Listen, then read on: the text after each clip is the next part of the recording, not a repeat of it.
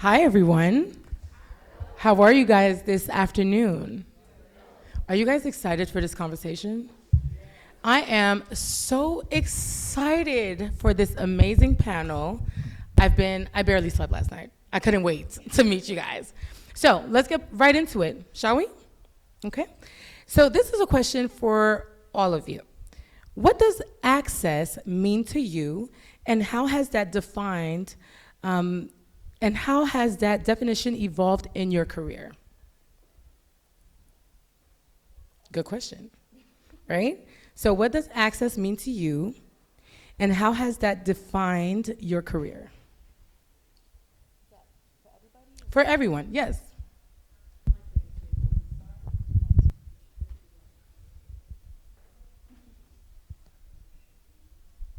Well, I guess, can you say the question again? Sorry.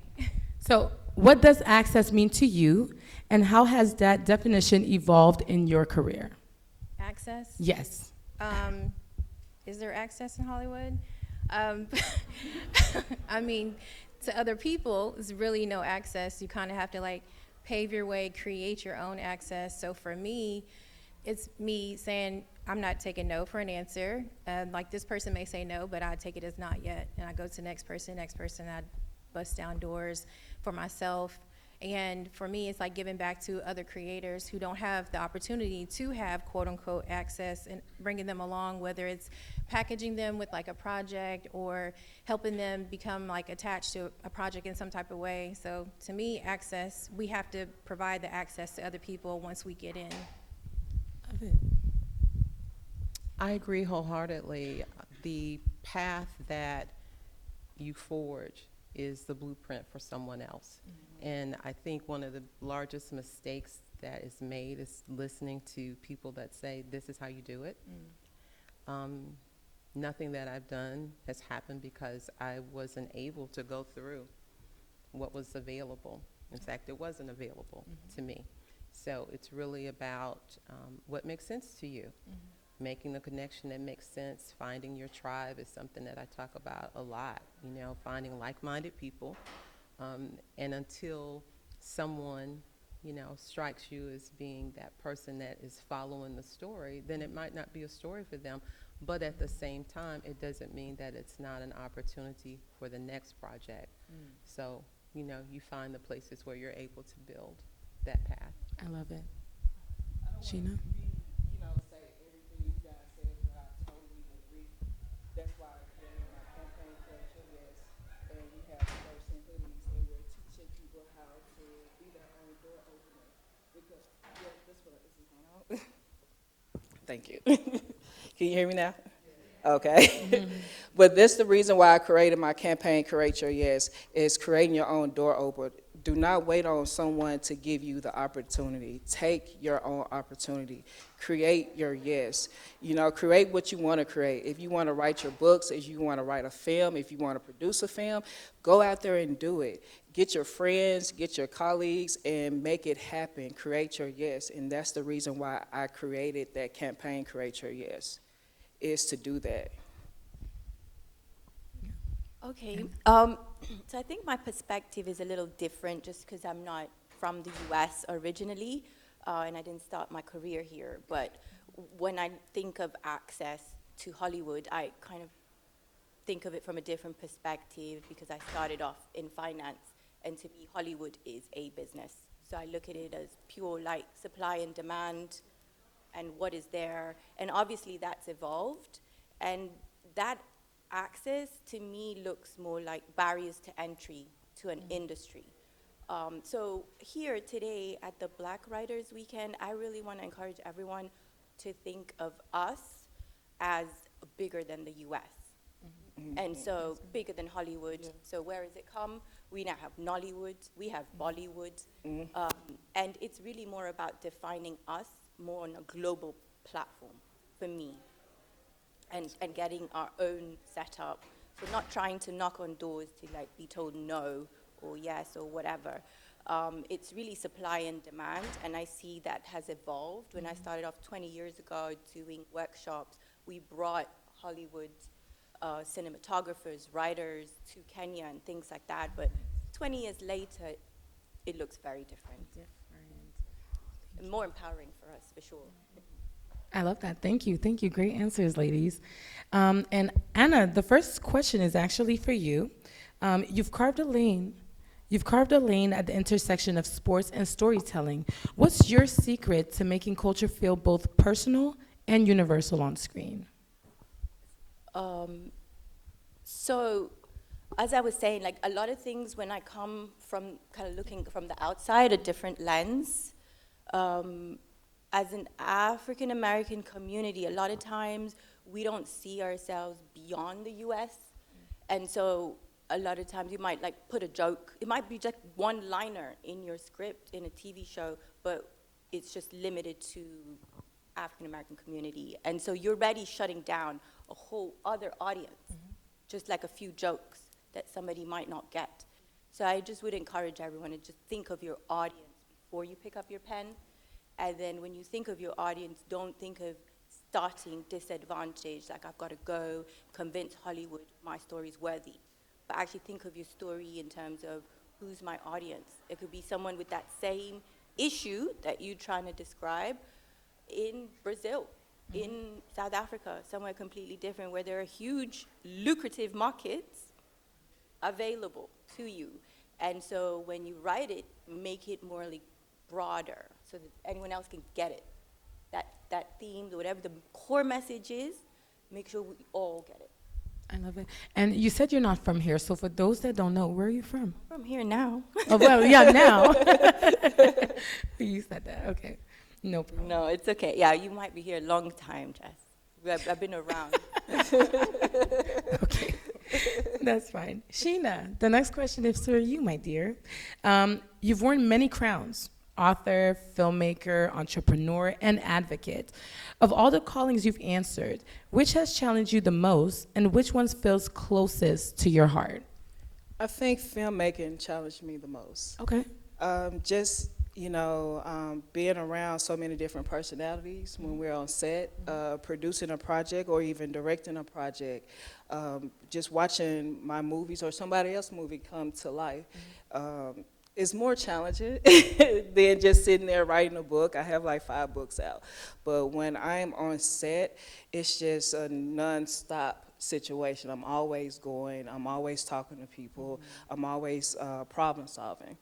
But it's more passionate for me because I love writing films. So to actually see my film on TV and come to life, it's worth it. Nice, thank you. Gia, question for you. As someone who's navigated both law and film, how has your legal background shaped your approach to producing, and what do emerging creatives often overlook about the business side of things? That's a big one. Yes. Having, been a lawyer for coming up on 40 years, I'm always the lawyer when I go in the room, right? I think because I was a creative that went to law school, that it is sometimes difficult for people to see me change the hat. And it can be a good and a bad thing in that for the creatives that really grab the camera and just want to go, right? I relate to it, you just want to shoot. Yeah. You want to see it. And it's intoxicating. But you haven't cleared anything. You don't have anything in writing. You probably don't have all your money. And you're going to hit the wall. And so watching the joy pop off, but then seeing the wall coming is difficult. And trying to pull people back with love and respect for where they are is rewarding and challenging. I think the largest thing that I would pass on is the importance of infrastructure. I have a call last night and where the wall has emerged, and my counsel was, we're going to put a pin in this, we're going to take a beat for a couple of days, and then you've got to come back and determine how you're going to work together, because you just started working. and now you're having difficulties that come down to communication that would have been placed in order if we had put a co-production agreement in place that talked about timelines and who was doing what and when, and kept bringing us back to have the conversation about where are we in terms of meeting deadlines, so that you wouldn't feel in a different space from the other person. They wouldn't feel frustrated with your efforts, and I would not feel like maybe my return on investment is going out of the window. So, you know, infrastructure, you know, the planning, the talking through, are we using the same lexicon? When I say this, do you understand the same thing? If you ever become a part of a large production, it's sort of crazy making, but you get the rhythm of why they keep touching back every day in every department. It's like, well, you got the report. No, we're gonna check the double check. Copy, you copying? Right. Okay, all the way to the top, right? And that's how they move those multi-million-dollar productions. So scale it. But it comes down to communication and planning. You've got to do that piece. You can't do it on the fly. And there are those wonderful stories where people tell you about that, but that's a one-off. Yeah. That's not what typically will get you your work in the can. That's good advice, because creatives just want to create. Yeah. That's it. Tamara, Surviving R. Kelly was groundbreaking. I love the documentary, by the way. Yes. Let's a round of applause for that. Yes. What was the emotional and creative responsibility of producing that story, and how do you protect your peace while handling difficult truths? All these questions don't pertain to me. No, just first of all, I didn't create Surviving R. Kelly because I was like trying to take a black man down, because that's what typically is said. But it was understanding the voices that hadn't been heard. Like my other counterparts' voices have been heard. But I looked at us and I was like, we don't talk about what goes on or what happens to us, because that's what we were taught, not to speak about it and keep it in the family, that sort of thing. So when I was like aware of that, it was my duty as a black woman, not even as a producer, but a black woman and a mother, to make sure that these women's voices were heard. So the emotional part of it, I didn't go into it saying, we're gonna produce a documentary, this is what's gonna happen, he's gonna get arrested. None of that. I was just like, let's tell your story. I don't care if it's on Atlanta Live 11, like just get your story out there. So it became very emotional, taxing when I realized that some of these women never went to therapy. They never shared their story because they didn't think anybody was gonna believe them. And I had to understand also, like as a mother, some of it happened when they were like younger and that sort of thing. So I think the pandemic, because I did it pre-pandemic, I started producing it, and then the pandemic happened, it kind of helped me recover from the first season. So it was like the documentary came out, and then like, oh, you've been nominated for this, nominated for that. I'm like, why do you get awards for something that we should be talking about anyways? So it was like mind-boggling to me that you actually can get awards for these type of stories, because I came from reality TV. That was my first documentary. And that was my first time executive producing. I was just a producer on the other ones, but I was just like, why? I felt bad because I was getting nominated for awards and all these achievements and things that I didn't even know existed. And so I had this guilty, It's okay. I had this guilty conscience because I didn't do it to be known or to be famous or anything like that. I really wanted these women's stories to be told. And so during the pandemic, it allowed me to actually go to therapy because I was holding so many people's secrets. People that didn't want to talk on camera. There's so many more women that told me stories off camera. And at the end of that documentary, I was very proud of it, but I was more proud of the women and the families that spoke up for their loved ones. And when the network asked me to do it again, I said no. Really? I said, I can't do it.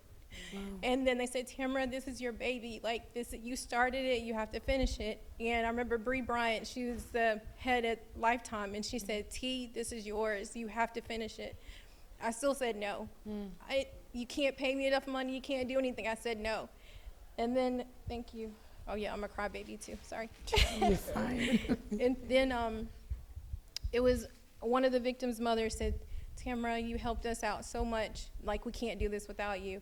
And I said, well, I'll do it for you, but I'm not doing it for a network or a check or anything like that. So we did season 2.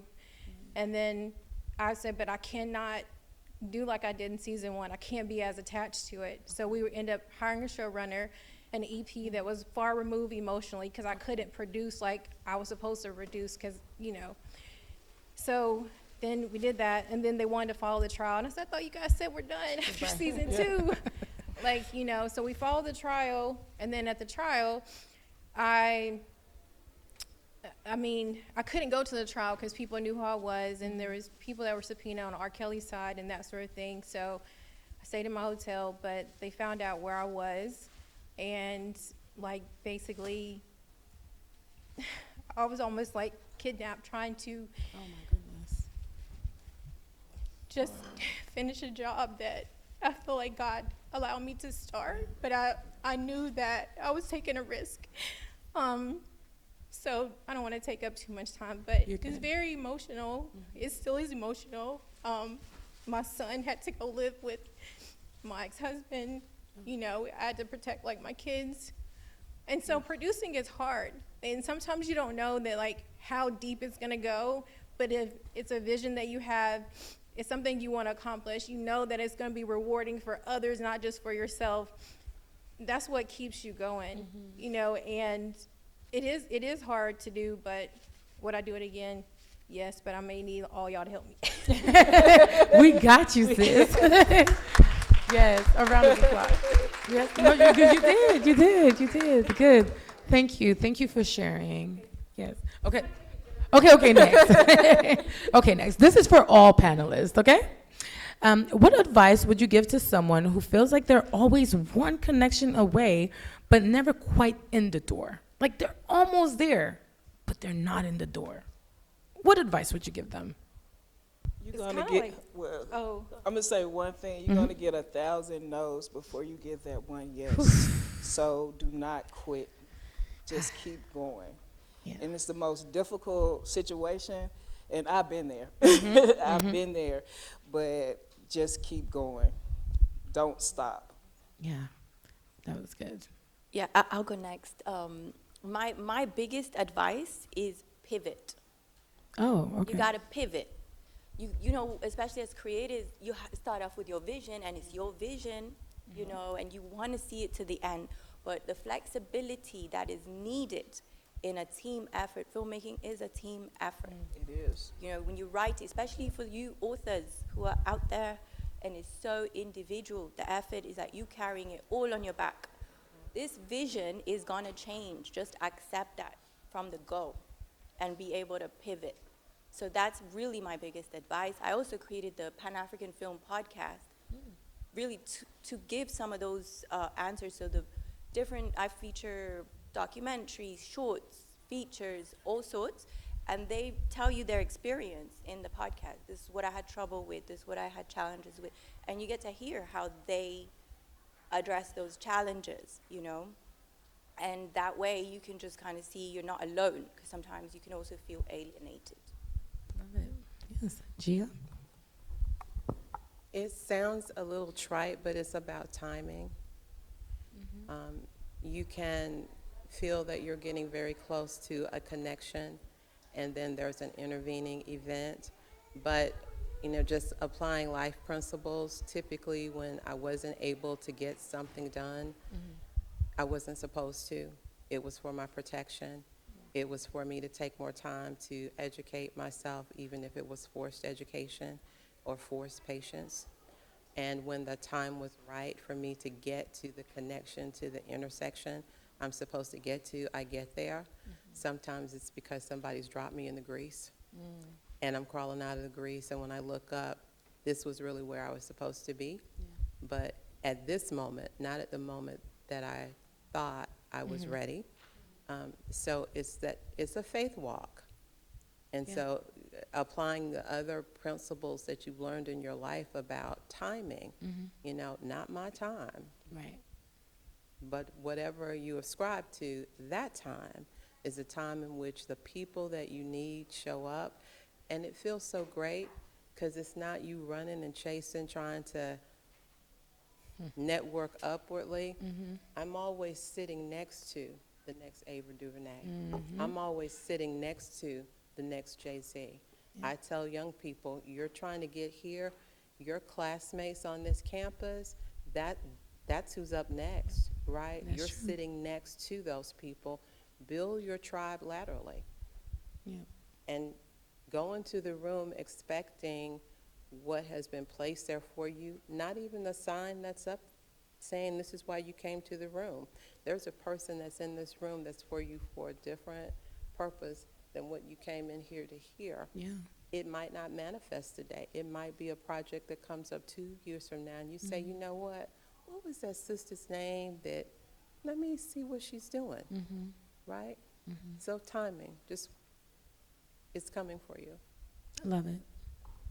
Yeah, Can you Tamara? repeat the question? Yes. Because I think I heard it differently. Yes. What advice would you give to someone who feels like they're always one connection away, but never quite in the door? They're like almost there, Yeah. I think for me, it's hard for me to answer that because usually I am the connection. That's okay. how I heard the question. So I'm trying to reverse think it if I were a person that. So when you were starting off, Oh. right?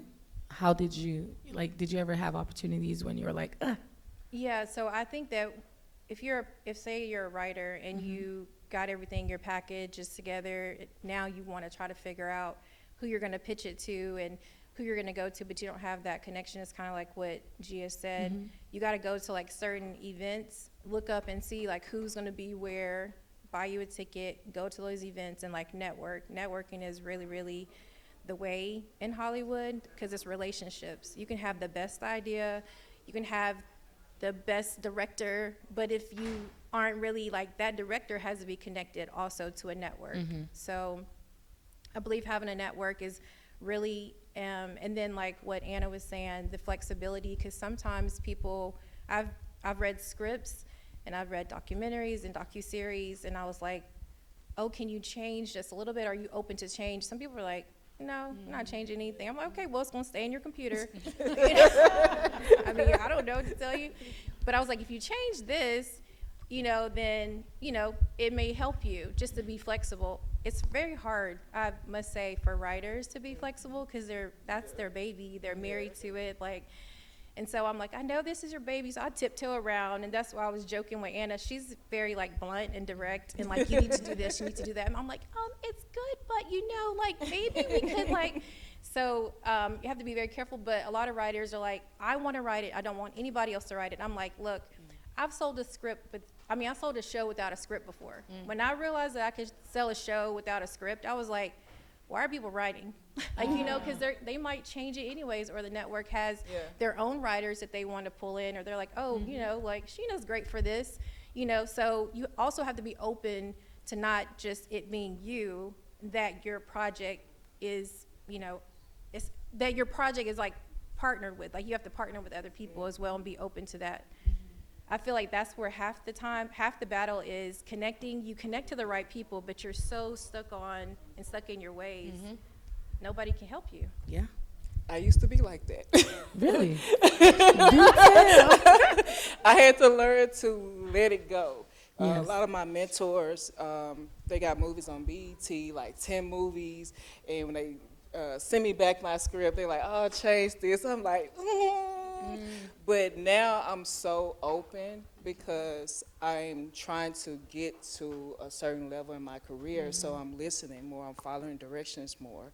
So when my mentors send stuff back and this needs to be changed, I'm listening because I'm like, this dude got 10 movies on BET, so let me listen to him. Yes, yes.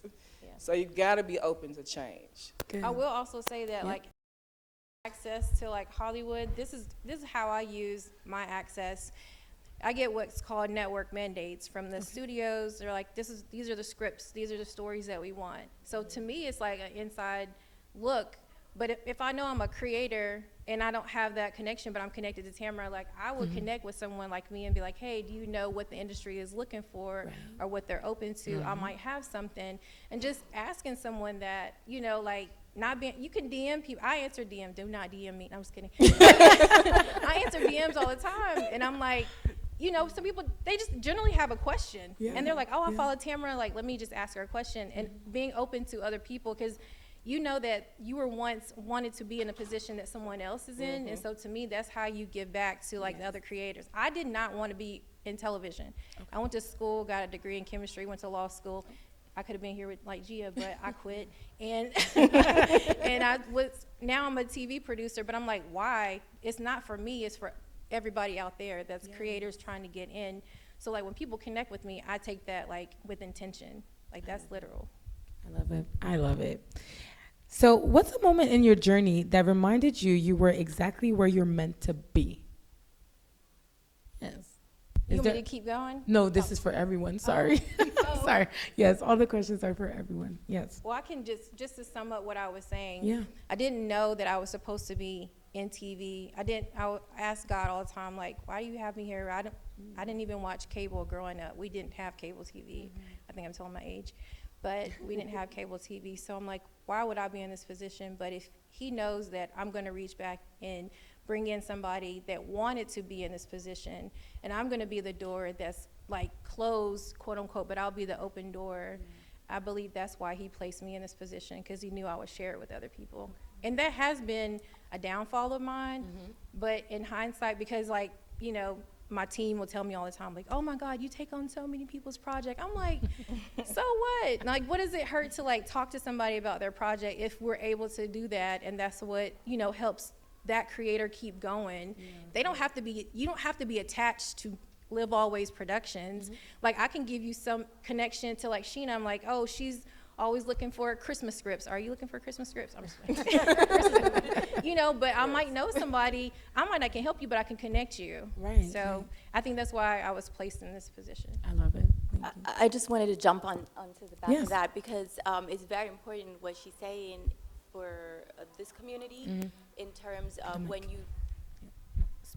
you transition from an author to a screenwriter, you have to bear in mind it's a little different for features because it's still kind of a baby that you're building. And but when you go into TV, it is so much more about the industry.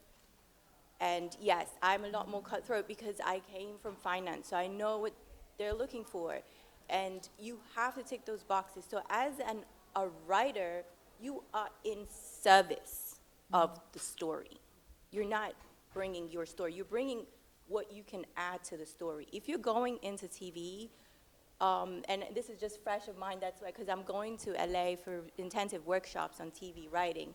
So writing a spec, you're literally, for TV, you're putting yourself in the mind of an existing project and what you can bring to it. It's very different to I have a story.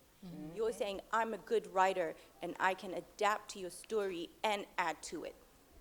So I can take what's already made, it's got a series, like you said, there's already a product, there's a whole TV series.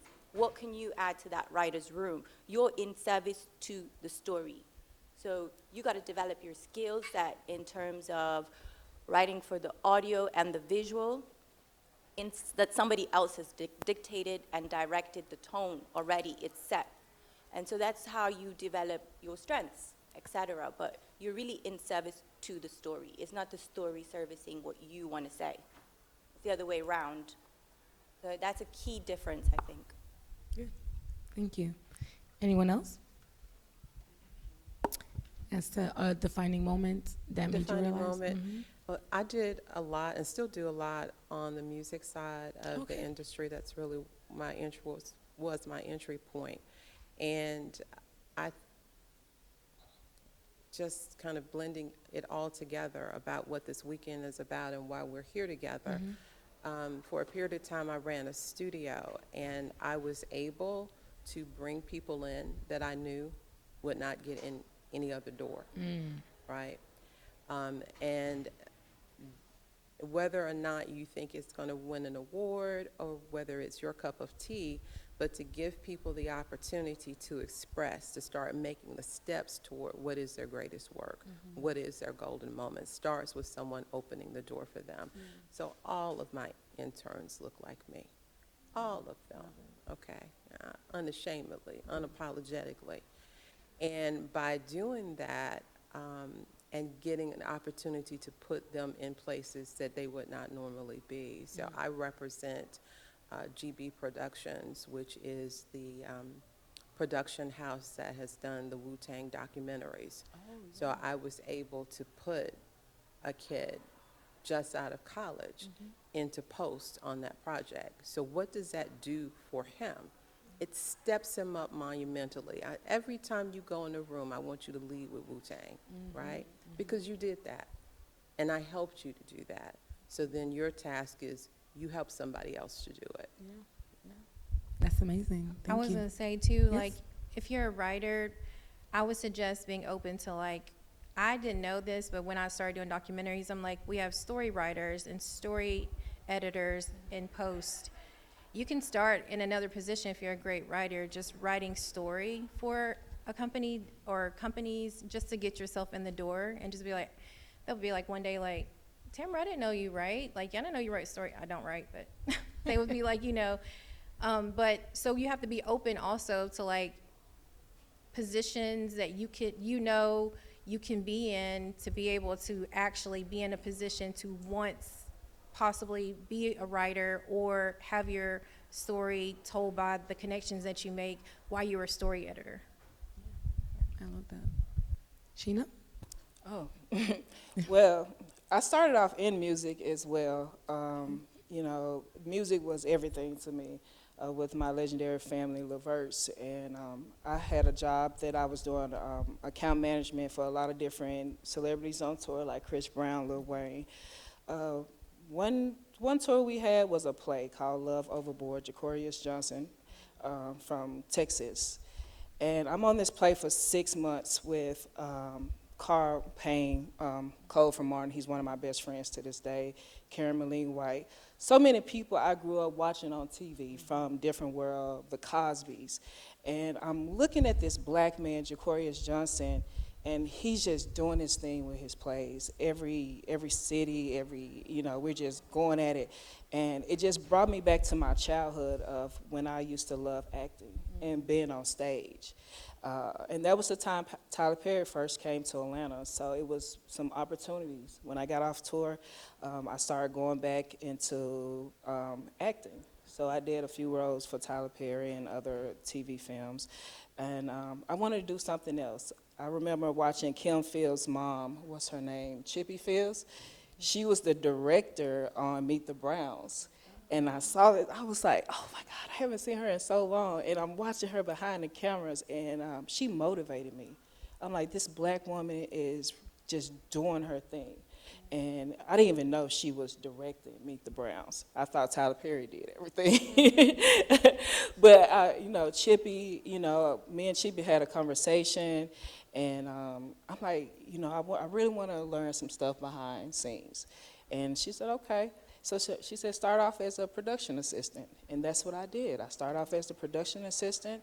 I did a few films as a production assistant, and from there, of course, I think I can run everything. So I was like, I'm going to start my own production company and do this.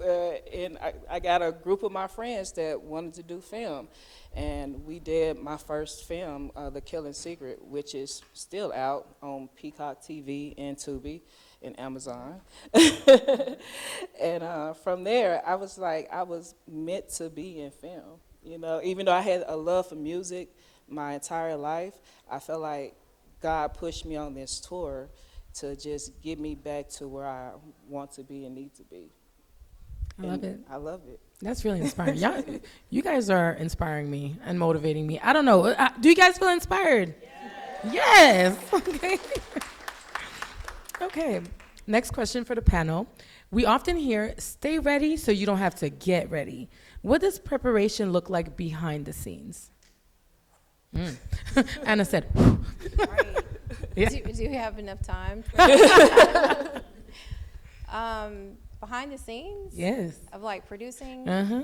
Oh gosh. Project. What does preparation look like? Well, I'll say for reality TV, it's like its own show behind the scenes, just trying to work with, especially if you work with like celebrity talent. Oh my gosh, the show by itself. I'm like, this needs to go on TV. But producing reality shows is that documentaries is very, very like a lot of research, a lot of fact checking, a lot of people like GA in your business and asking over and over again in an email, did we have this corroborating evidence and that sort of thing? And I'm like, I told you this like 3 months ago, but it's like, you know, you have to make sure you're buttoned up very legally. It's not just producing like running with the camera and all that stuff. A lot of things like scenes are set. And it's a lot of network notes that go back and forth. There's a lot of things that don't make it to TV, as we can see in both documentaries and like movies and everything. And I'm like, oh my gosh, that's a lot of money wasted.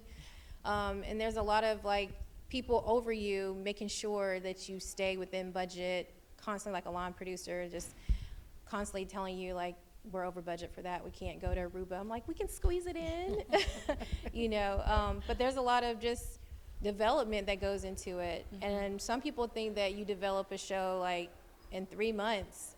I partner with people and they're like, oh, can we do this for 90 days? I'm like, you think I'm Jesus? Like, what is going on? I don't perform miracles, no. And then, you know, they're like, well, I'm like 12 months at least to develop like a, you know, a series. But I know when it comes to like scripts and things like that, it could be years. Like we heard some pitches, people worked on it for 15 years. I was like, that's like Job in the Bible. I mean, I don't have that patience. That's a long like, you time. know, but if you know, but behind the scenes, it does take a lot. It takes a lot of people and working together for a production to happen. You can't just do it by yourself. Sheena.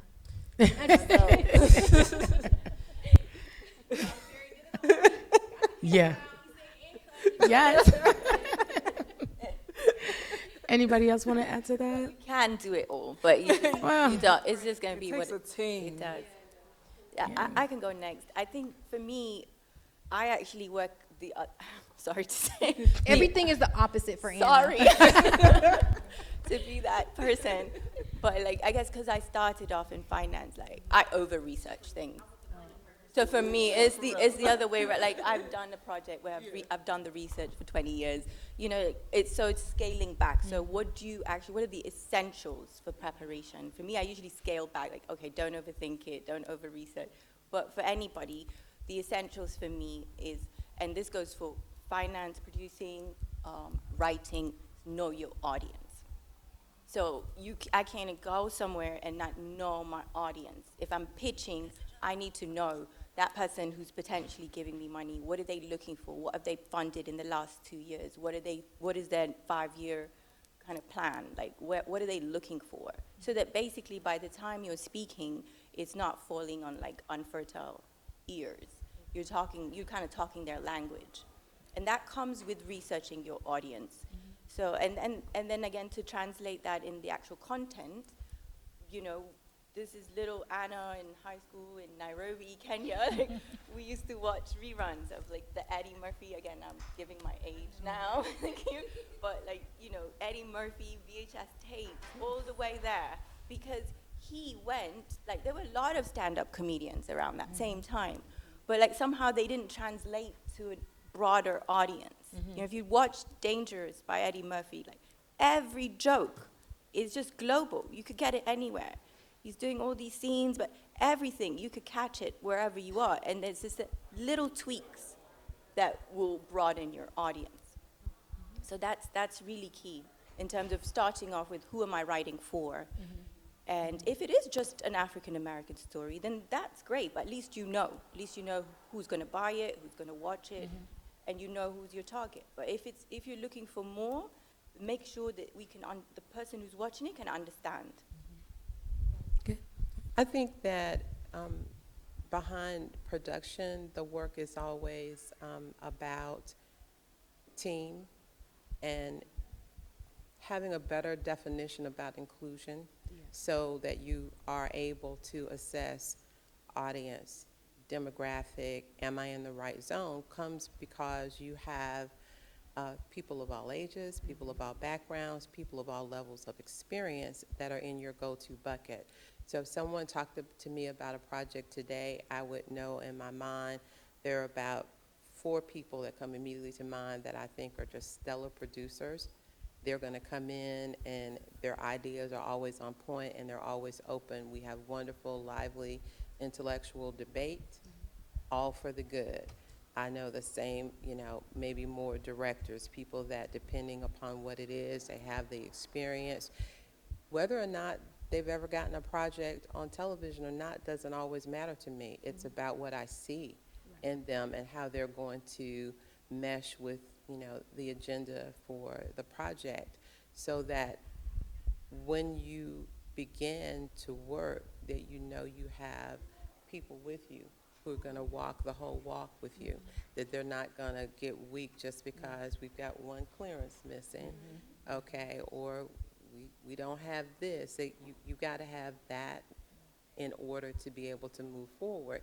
And you get that by having an inclusive mindset about who comes to the project, I think, and you're always looking for just good people to hit each department, to people who know the finance, people who are a great line producer that's going to make sure that you get done on time and in budget and be that kind of annoying person that brings you back to your square. Those are the things that make production less crazy, but still crazy. Thank you. And how do you balance, so all of you, how do you balance honoring your community while still pushing boundaries in your craft? Do you think I have boundaries? For me, I think I'm like a pusher anyways, Okay. by nature, but I'm a soft pusher. You don't know that I'm pushing until you're pushed, kind of thing. So when I was able to see that I created a platform where I will have access that Black and brown people do not have, I knew that I had to continue to like push myself through, not just for myself, but for others. So for me, I just continue to be in the faces of those that are not like mine and continue to have conversations, continue to play pickleball, continue those things, continue to network basically and connect. And it really helps when you're trying to talk about your vision for a project and how you want it to go and how you want it done. They listen.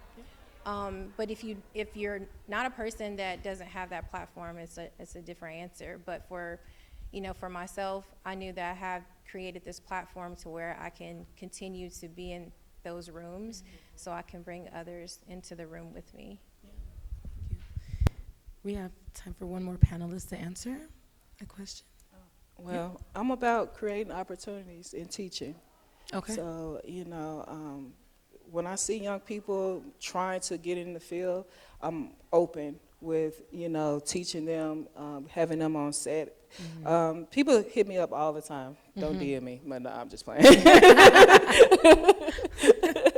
But I try to answer everyone's question because I remember when I was in that situation and wanted to know the simplest things, and I had people like turn their head to me, but these are the same people now that want to work with me and collab with me. So that's the reason why I'm always open to answering questions. It might take me a while to respond, but I try to respond to everyone. That's amazing. Thank you. So now we're going to open our Q&A session. Can I say Yes. one thing? Yes, of course. I was going to say for those authors Yes. that have books or that you're writing books and you're publishing your books, you guys are in demand in Hollywood because if you look at Netflix, you look at Hulu, you look at all these streaming platforms, they literally everything's by a novel, based on this book, based on this. So that's how you kind of know, like, it's your time. So by us being at Black Writers Weekend, I'm assuming that you guys are authors and things like that. I can sell more scripted shows now than I can documentaries, just because it's based on a book. Yeah, I do want to add to that. It's true. Like, you don't have to see yourself as, how do I get to you are the asset. You have something that people want. You just it's in demand. It's how you're going to meet that demand that you need to fine tune. And I did start a retreat specifically for screenwriters. So you can check that out because you will be paired with a mentor. And it is about, like, each story is different. So getting the time, you know, with somebody. If you submit your script on our website, you get access to the virtual component at least. That will happen next year, and you'll be paired with a mentor if your script is successful. So I definitely encourage that because I saw it's something that's really needed for us. And what is the name of your retreat? It's the Pangea Writers Retreat. Okay. And the format, again, is Pan-African. So we launched it last year down here in on the Gullah area, Okay. where we did our first retreat. And it was funny to see somebody here from the retreat yesterday. Nice, It was nice, really good. great. Good. And so because it's Pan-African in nature, we're going to alternate between the continent and the diaspora and the location. So the next one is in February in Kenya. Perfect. Thank you. Yes. Wow. Congrats. Congrats. Thank you. So we're going to open the floor to Q&A. So if anyone has a question, you can come to the mic right here. And tell us your name and where you're from. My name is Pamela. I'm from Alabama, Bessemer. Tamara, to say that you answered my question before I could even really ask it, but I was going to ask, I know every show, movie, even if it's not starting out with a full manuscript, eventually somebody has to sit down and write to bring it to life. So with me being an author, I wanted to push that lane. However, the more I write, the more I can visualize what I'm writing. So I just kind of wanted to ask you all, what type of advice for self-preparation so that when I do get ready to present or pitch to someone about transitioning my book, what type of self-preparation would you recommend that someone like me master before moving forward? Good question. Gia can answer because she's cutthroat. Yeah, you really are leaving behind any kind of emotional attachment and understanding that you know, as an author, publishing is your goal, right? But as a screenwriter, you want to have a whole team, X amount of money dedicated to bring your story onto a screen. And so when you put yourself out there, you are entering a market. So yeah, you need to do your research as to your audience, who are these investors you're talking to, how you're going to pitch it in terms of, there's specific, obviously, you can research that on your own specific elements that are required, you know, the deck, the budget, et cetera. But in terms of your personal preparation, you do have to detach a lot. And in fact, in the retreat, the theme of the retreat next year is writing the silence. And it's really key for authors and writers like yourselves, because you go into all these details, you know, these graphical images in your books. But when you write the silence on screen, there's either action or music. So we're gonna be delving, not to give off too much, but we're gonna delve, how do you write a fight scene? Like our first workshop, it's gonna be cold. Nice. I like that. The right fight. That's what how do you write, like, each movement? You know, like lots of screens, if you read screenplays, read a lot of screenplays too. If you see, I'm going to the research library to download all screenplays. If you see the fight scenes, I'm particularly interested in action thrillers, so that's what I do. But if you go to an action, they fight. You can't just write they fight. They do, sometimes they do. And then it's all, like, you have to have a whole session. How do they move? What does fight mean, you know? And you can get into details with that, but as an author of a book, you don't really write that. And the same way you don't necessarily compose music, but that's a big thing. You could write a whole, you know, started off with silent films. So there's a lot in there. I think also if you know actors, people who want to explore that even, to allow them to play with the words, because there's something very different that happens when we've gone through all of the table reads, but we actually give it to the actors, and they tell you, I'm stuck, I can't move, it takes me too long to get this out. So it's a process. If you think about a film that did wonderfully commercially, Girls Trip, Yeah. 17 rewrites. It's not a complicated plot, but 17 rewrites to get what we saw and that everybody wanted to continue to see. Another suggestion that I would make for you, like, I write. I have a radio broadcast that I did. I'm an attorney. I pitch and post things up for other people all the time. I have a literary agent. My project is for a specific demographic, and I want it to move in a certain place, and I want it to go to a certain level in an area that I haven't done as much with. So I have a literary agent, Robert Walker. I suggest, explore that and see what that conversation might add to you in terms of knowing how to get what you're trying to get out there with the right professionals. And I will say one thing, your book is not going to be exactly how you see it on screen, and just being open to know that part, like this part may be taken out. You might be married to that part, but if that makes a difference between you seeing your book on screen and not, I'm going to take the part out, So just being open and flexible. Thank you. Yes. Hi, everyone. My name is Ope. I'm a writer here in Atlanta. And my question for you guys is about the future of storytelling. And it seems that storytelling as an industry is changing a lot, whether it's traditional storytelling through Hollywood. It seems that sometimes people say that we're seeing a lot of sequels and we're seeing a lot of, superhero movies or what have you. But even streaming, which was so new for a while, is also changing and evolving. And then there's new technology. So the question for me is, how are you guys thinking about the future of your careers, maybe the next 10 years, and how your stories fit into the changes that we're seeing, that some of us can glean as we think about the future of our careers and how to tell stories in this changing industry?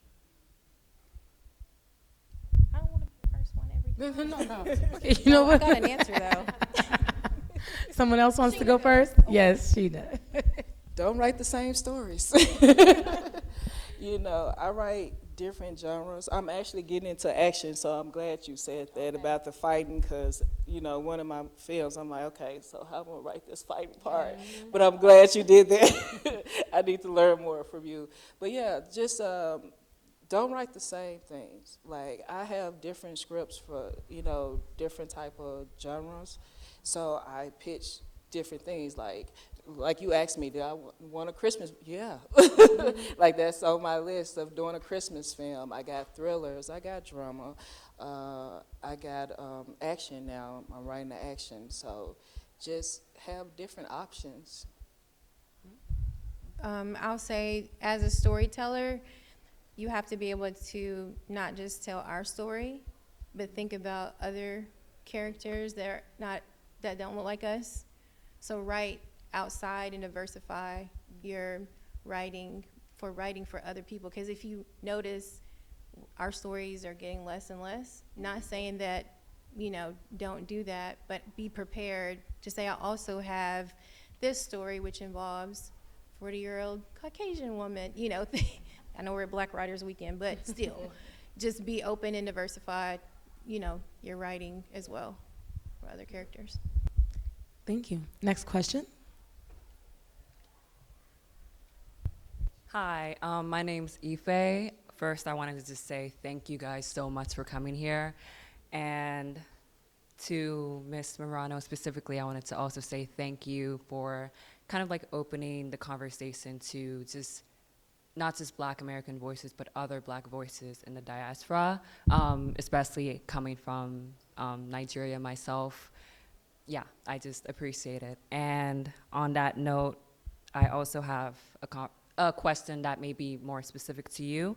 On the conversation on knowing your audience, researching them, and still having universal elements to your story that leads to reaching beyond your audience, like that international stage. My question is on how to turn your unique to the universal. I'm a queer African, and there's not a lot of us, but our stories are still important because it shows that we deserve to exist, of course. But I still, of course, don't also want to be boxed in. So basically like navigating that line? Whew. Well, thank you, first of all. Yeah, when we think of, I started off with a director, who's now quite big. You might know her. She wrote a story like Rafiki. Have you heard? Okay, so I started off with, Wanuri, who's a big director now, and she addressed kind of topics about, you know, the dynamics of people with different interests in Africa specifically. My thing is, there's two ways to look at it. Yourself, your career personally as a writer, right? Which, as you said, you do. You want to write. As a writer, you need to prove before you get people calling you, hey, I've got the script.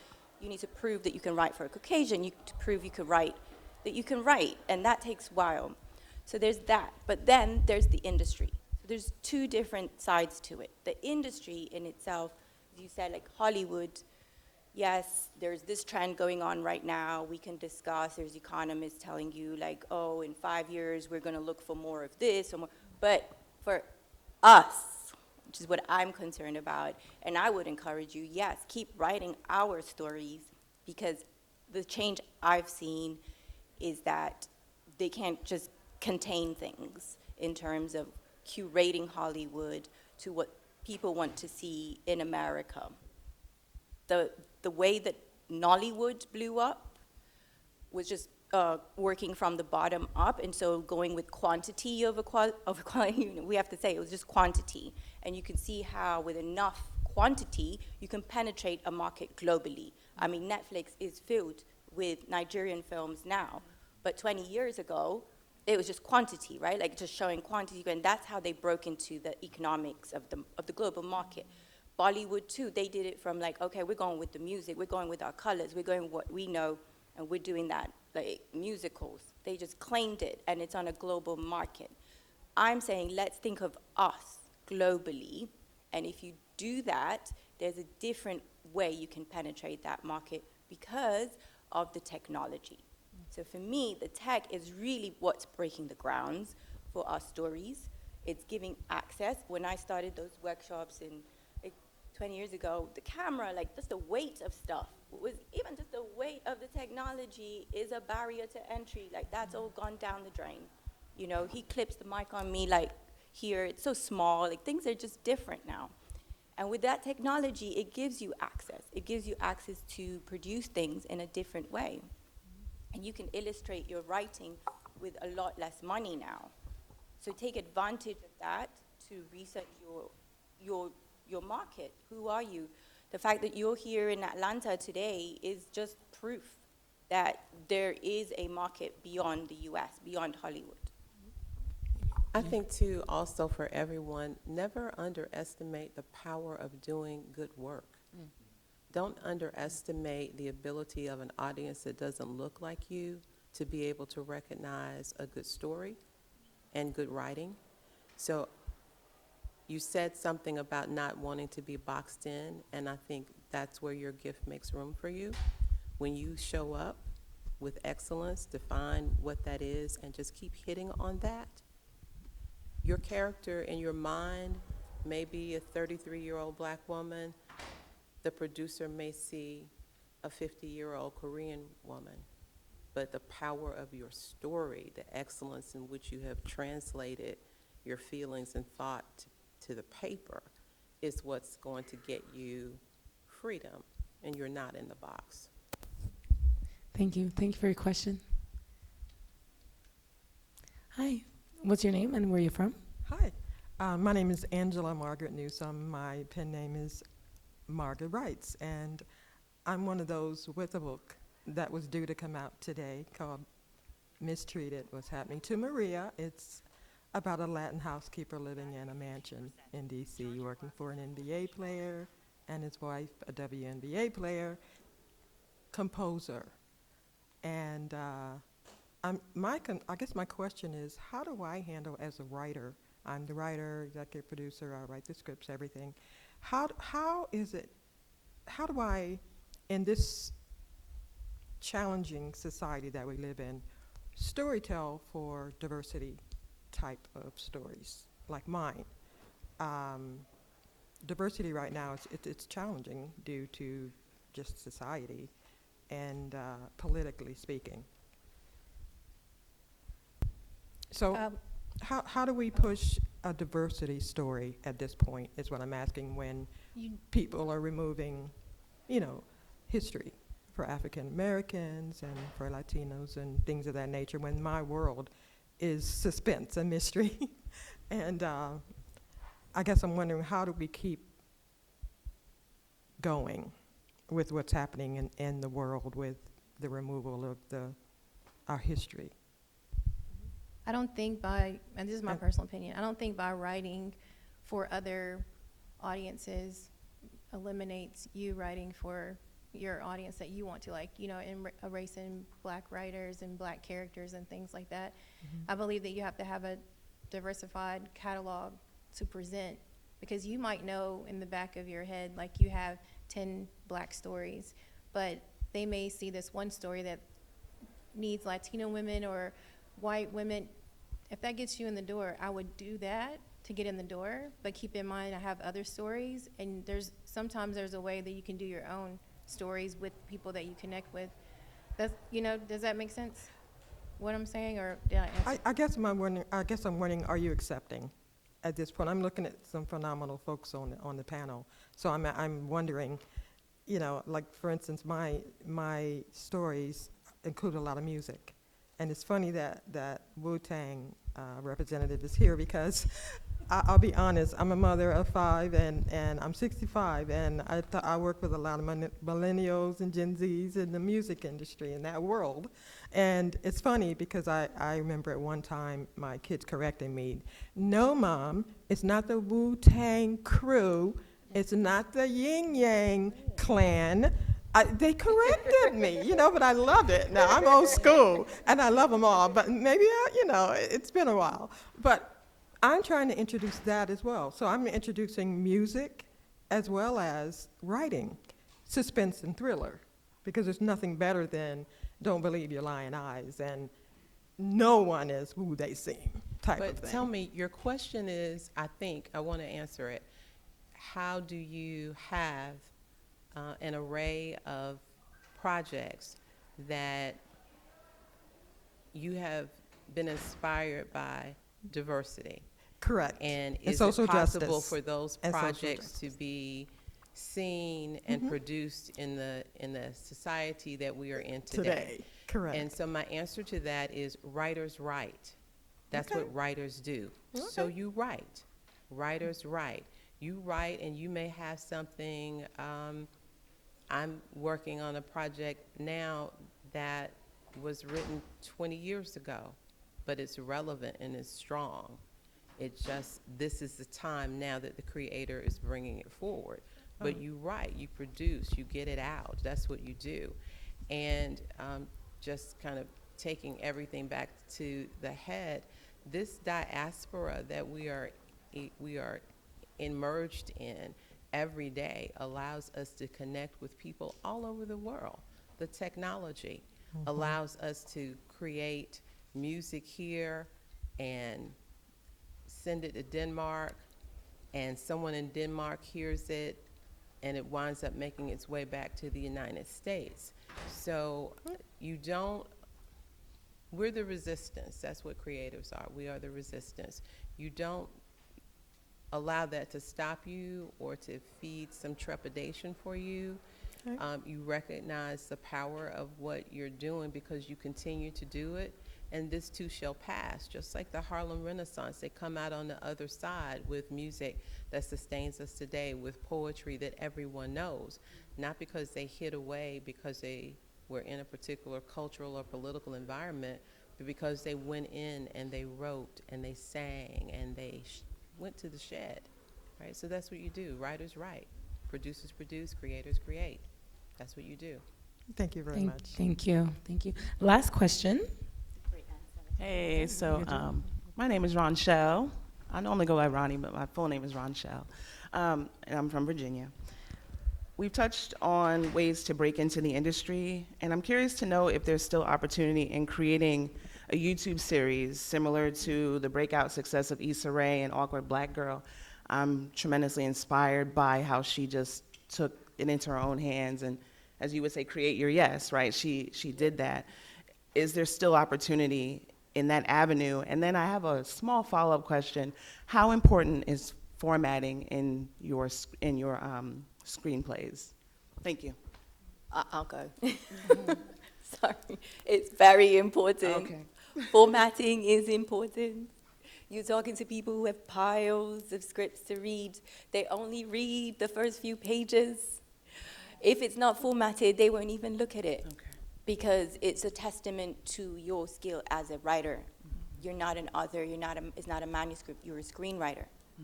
That's what I'm saying, just try and separate your career and professional progress as a writer from the industry. And the industry, yes, is changing, it's a dynamics, it's moving, it's ever shifting. But as Gia said, like, leave that to, if you're just writing, leave that to the producers, you can then enter your story within the right market for you. But if you're writing, you need to curate yourself and position yourself in service of the story. And as a recipient of your script, if you don't even have the formatting, how are you gonna be of service? Right. What was the second part?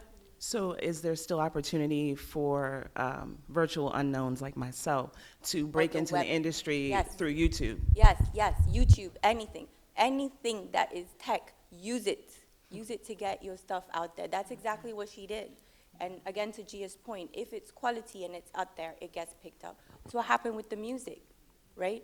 People understood that I can just make my own show, put it up. I mean, you go to Africa, there's real hustlers out there, you know what I'm saying? Like, people put that stuff out there. Like, there's not an environment and an industry that looks like Hollywood yet, and that's why they don't get kind of like the pickup that Issa Rae got. But for quality productions, yes, absolutely. Use YouTube, use all of them. I'm sure there's others. Just go, make, create, put it out there. And I'll say that if Pop the Balloon can get picked up, Yes, it did. that's Yes, it. it You know what I mean? That just got picked up this year. I mean, so, and I'm in the rooms with the people having conversations. They're like, hey, what's the latest on TikTok? I'm like, I don't know, I don't have a TikTok. You know, what stories have you heard on, like, there's people being signed from TikTok, from YouTube, never, like, Mr. Beast. Right. He had 120 like subscribers, 1,000 in the first 3 months, and now like they offered him $1 billion for his game show from Amazon. So that's why I'm like, you don't even have to have a real camera. You can do it with your iPhone. Start with your iPhone as a proof of concept, and then it can get, go viral, and then people talking. And those executives are listening to the people that are talking. That's why they have their agents to like look at social media. So it does work. Snapchat too. Snapchat has commercials, you guys, and documentaries. Have y'all watched documentaries on Snapchat? Didn't know that. Use all of them. Use all of them. Yeah, because they're like, it's the executives now that have to, like you said, come to terms with what's out. They can't keep up. They can't keep up. And that's what's really creating. They're losing that control in terms of dictating what, the gatekeeping. Is the tech that pushing it down. So you don't know where it's going to end up. If it's, focus on the quality, obviously, and just get your best foot out there, but use everything that's available. You have to. Thank you. Thank you all for your questions. And thank you, ladies, for a soul-stirring exchange full of insight and intentionality. And thank you, everyone, for joining us at Black Writers Weekend and specifically on the Access Hollywood. So thank you all. And did you guys enjoy this conversation? Come on, make more noise than that. We got to yes. Thank you, Tamara, Gia, Sheena, and Anna. Thank you, everyone. Have a good afternoon. Thank you. Thanks, everyone.